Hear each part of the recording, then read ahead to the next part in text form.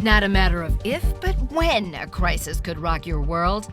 I'm Roshini Rajkumar, crisis strategist, licensed attorney, and host of The Crisis Files.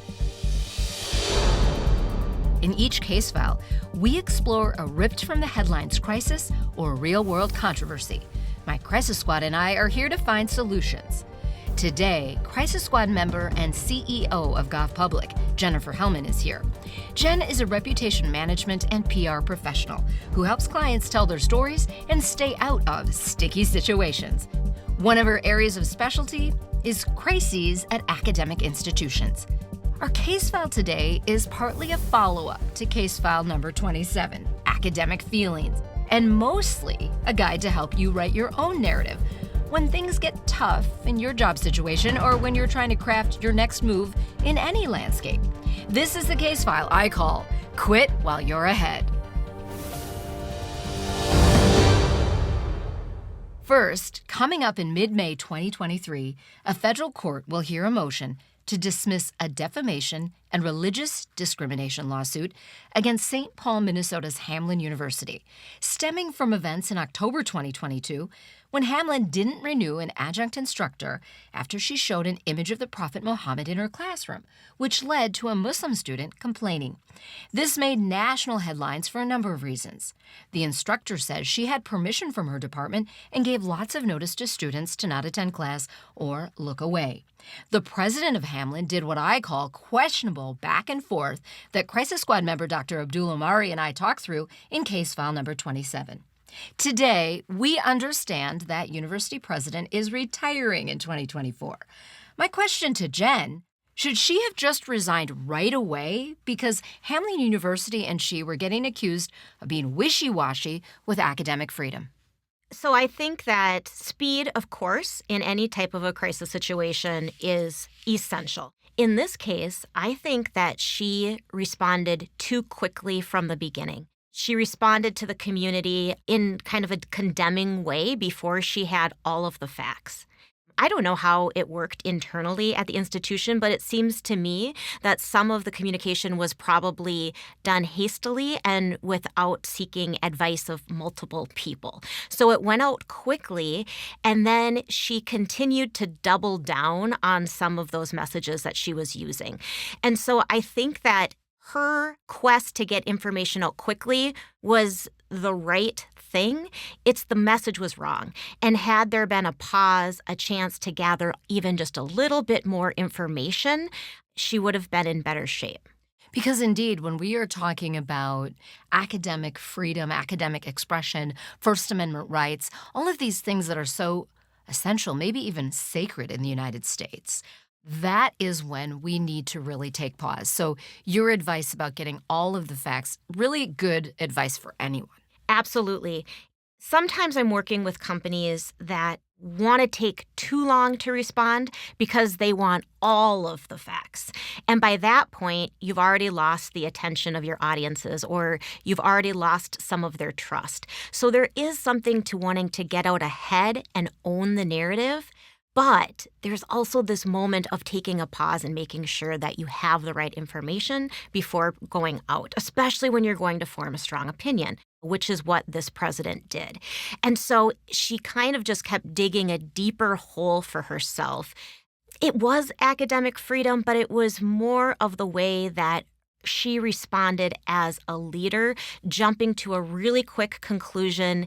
It was clear that she wasn't aligned with her board and their leadership. So you could see a fracture right away internally, which I think then really impacts people's faith and trust in the institution. Using this just as a launching point, so if we think about all the organizations out there, they don't have to be academic institutions, corporations, small businesses, high schools, anything.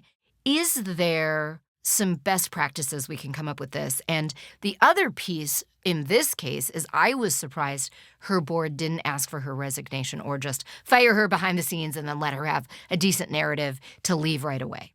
When we're thinking about a crisis response, one is we're identifying the appropriate spokesperson. This is always a question that I get in my industry. Does it have to be the CEO when something happens? The answer is no. Sometimes it might be subject matter expert. Other times, a crisis doesn't rise to the level of needing to put your top person out there. Sometimes we try to protect them. We save them for the really big things. In this case, it was probably appropriate that the president came out when you're talking about academic freedom and something so essential to higher ed. It makes sense. But the risk of coming out with the CEO, in this case a president, as spokesperson is, there's the saying that that's why you get paid the big bucks. It's because that's where the buck stops, right? And if you screw up, you have to be willing to face the consequences. In this case, there were opportunities to correct the course, and it didn't happen. It just became one misstep after another. And when you have multiple missteps, that's when you start to lose trust. I think the biggest concern in all of this is once people have lost trust in an institution, you have to do everything you can to try to build that back. And often that means it's time for new leadership, because that's the only way that people will see you taking a strong enough stance to course correct. Right, to course correct and to say, hey, this is not what our brand is about. We care about our brand. We care about the institutional history, no matter what brand we're talking about. Let's go a little more generalized now to the person out there who's listening who might be in a pretty crappy job situation, or they even believe they're about to get fired. How does that person not, first of all, they're emotional, but really not ride with the emotion, but try to take control of their own narrative? The emotion is hard, right? It's hard not to take these issues personally, especially when you are the leader. But that's why you need really good people around you. You need to be able to try out your messages on multiple people, see how they're going to land, see how they're going to be perceived by somebody who isn't taking it as personally, and then making sure that you go into it with your eyes wide open. Yeah, no, really great advice. What if you are in a situation where you want to leave one organization, you want to stay in your industry, but you really don't want to burn a bridge? What are some best practices there, Jen? Well, you have to be really careful. And, going back to the Hellman situation, I was surprised there wasn't action happening quicker. And if I was advising them behind the scenes, what I would have advised the president would be to go to her board chair and say, I realize I've put the institution in a really difficult situation. I think the best thing for the college at this point is for me to step aside. I would have negotiated some type of a buyout to buy yourself some time, because when something like this happens, you can't go out and seek immediate employment. You need to create some space. People can come back from this. I don't really believe that cancel culture is permanent anymore. I think the news cycles are so quick. And I also think people are willing to forgive and move on, but there does need to be a pause there. So, I think it is figuring out your own exit strategy. When have you gotten in the way of your organization's ability to succeed? Because at that point, it is your responsibility to step aside. And that goes much better if you're making that decision for yourself and in collaboration with your board or leadership, rather than being forced out. That's much harder to come back from. Let's talk about timelines. Let's say someone completely out of the blue is told, we're eliminating your job, or you're fired, or we don't need your services anymore. And it was really, really out of the blue. What do you do then as that either employee or leader? As the leader who's being dismissed, first of all, don't react immediately, because at that point, it's all emotional. I always advise anyone, even if you're just somebody who's reading the comment section in your local paper and you are worked up and you want to respond, I always recommend at least a 30-minute rule. Walk away from your computer. Go do something else. If in 30 minutes you still feel that strongly, then consider responding. If it's a case of you've just lost your career and you feel like that hasn't been fair, you're completely emotional, you're going to need a lot more than 30 minutes. But take a deep breath, because once we put something out there, once we start speaking negatively or disparagingly about a company or your former employer, you can't bring that back. So I think that people need to figure out what's next. Figure out what you can learn from it. Why did it happen? What do you want your brand and your narrative to be going forward?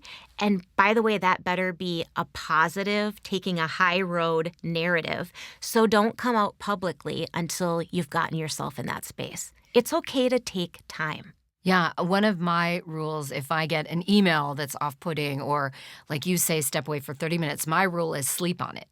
That could be several hours of time away, and often you'll go back to that email or that social media post, and it won't seem as jarring or alarming, and that's really interesting.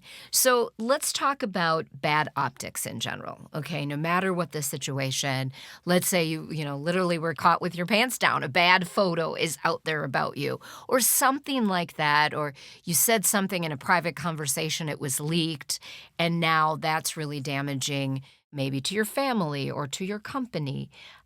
What's step number one there? Well, in that instance, you bring up your family. I would start thinking about your concentric circles. What came out? And then who are the people that matter most to you? And I would say, even though something might be exploding publicly, that can wait. First, get it right with your core group. If that's your family and something has come out that is going to surprise them, get it straight with them. Do apologies as needed, talk through that. Then you need to think about your employer, the people within your circles who might be impacted. And then finally, you're going out to the public. But I think I would get really straight in my mind about who those people are that matter the most, because so much can happen publicly and people will form all kinds of impressions about you, right or wrong. But your family and your core group, that's really who you can't replace. Those are the people who know you, who trust you. And I think that's where I would focus. There's time for that public narrative, but you also need third-party advocates, people who can come to your defense, be able to say, this thing that happened was completely out of character. It doesn't change who this person is, right? And I've known this person and worked with this person for 30 years. Those types of third-party validators are incredibly important as you're looking at restoring your reputation and trust. And you mentioned those third-party validators. They are important for you now, but that long-term relationship or relationships you've built, it just goes to show, like, those pay off in tough times. It's not really always the great times that you need those type of people, but through the good times and the up and down times, just creating those and building and developing those relationships, so crucial. I do love it when our case files intermingle, and you mentioned a couple words today that bring me back to the case file we did with you and Dr. Z, Apology or Not, as well as our cancel culture crackdown we did with Paul McGuire-Grimes. So I'm wondering if you can kind of blend those two together, because I'm like you, I do think we can get over this potential of being canceled. We still live in America where Americans love a comeback story. But how do we discern between when a real apology is needed, when we should be quiet for a while so that we can ride out that time of maybe possible cancellation? If you've gotten to a point where people are upset with you for good reason, there's usually something you can apologize for. If you want to go back to the example of Hamlin, that president could have come out and said, I apologize that I communicated too quickly before I had all of the facts. Of course, academic freedom is a core value of our institution. Of course, respect for difference and students of all different religions and preferences is key to our values. I got emotional thinking about needing to react to this, right? These core values that seemed to be working against each other. And really what I should have done is taken the time to hear from everyone involved, to better understand the remedies that need to happen, and I wish that I would have paused because here's what I would have done. And I think people might have been willing to listen to that. So I think, number one, is there something that you need to apologize for? Then think about the right way to do that. Then as you're thinking about coming back and needing to repair that reputation, your point about people loving a comeback story, that's the American way. So what did we learn from that? Everybody faces obstacles in their life. People can relate to that. So if I'm a leader and I'm coming back out there, don't try to ignore all the stuff that's been out there. Own it. Everybody is starting on that same page because they've read about you in the paper and they've seen all the comments on social media. So go into it knowing that they know that, and then be prepared to talk about what you learned from it and how it's going to make you a better leader going forward. Just as I say, own your wow, when things aren't as good, we need to own those things too. And this is where that intentionality of creating your own narrative, preventing the worst case scenario, always comes in handy. Thanks to Jennifer Hellman, Crisis Squad member and CEO of Goff Public, and to our audio engineer, Tom Hamilton of Undertone Music. Today's Crisis Brief is brought to you by Minneapolis Regional Chamber. Number 1, intention matters. Focus on writing your own narrative and try not to burn bridges while you're at it. Number 2, consider the right spokesperson for each situation. Save your CEO for the big stuff. Number 3, sometimes leaving one situation is the best thing you can do for your legacy, your personal brand, and all stakeholders involved. The Minneapolis Regional Chamber is a proud sponsor of the Crisis Files podcast. The Minneapolis Regional Chamber is the area's most active business advocacy organization, playing a critical role in top issues impacting the region, including workforce development, education, housing, and transportation. Make your voice heard by becoming a member of the Minneapolis Regional Chamber. Learn more at mplschamber.com or Google Minneapolis Regional Chamber. Catch up on all case files at thecrisisfiles.com for the show archive and special videos. Follow us on Instagram, Twitter, and YouTube at The Crisis Files. Subscribe to our YouTube page on thecrisisfiles.com. We do not provide legal, financial, medical, or PR advice for particular situations, but strongly recommend you seek out professionals to help with your specific need. I'm Roshini Rajkumar. Join me next time on The Crisis Files.